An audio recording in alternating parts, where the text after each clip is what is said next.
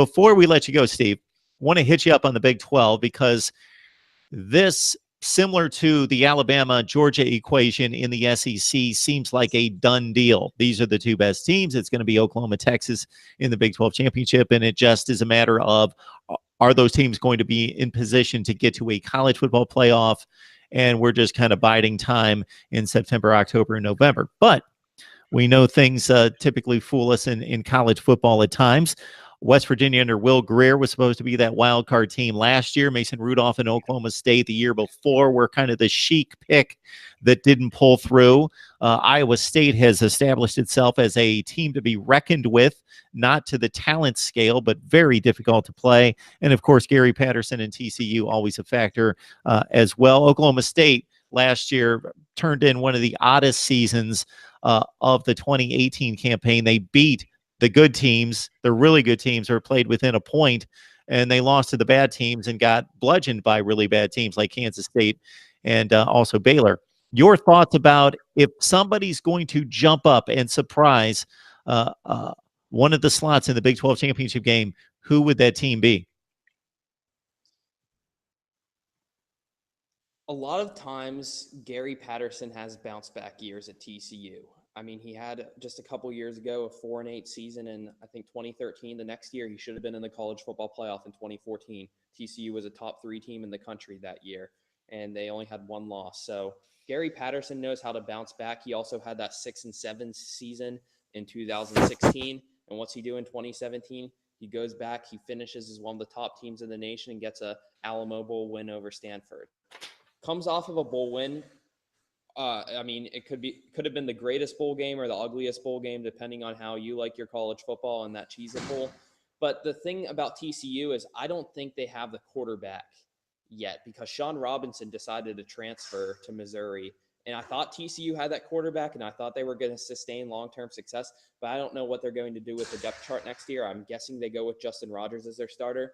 But I'm going to go with Iowa State. Iowa State will be that dark horse team that shows up next year. Matt Campbell has done a terrific job in Ames, just a program that's been difficult to win at.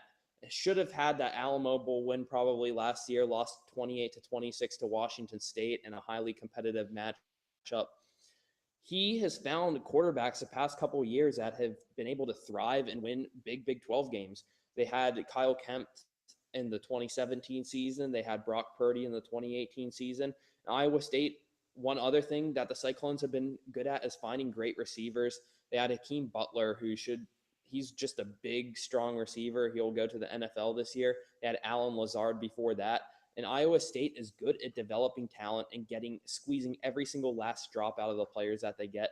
So I think the Cyclones could be that dark horse third place team this year in the Big 12 because I don't know what to make. Oklahoma State's lost so much senior talent the last few years. I mean, Mike Gundy's a good coach too. This conference is full of them, it seems like.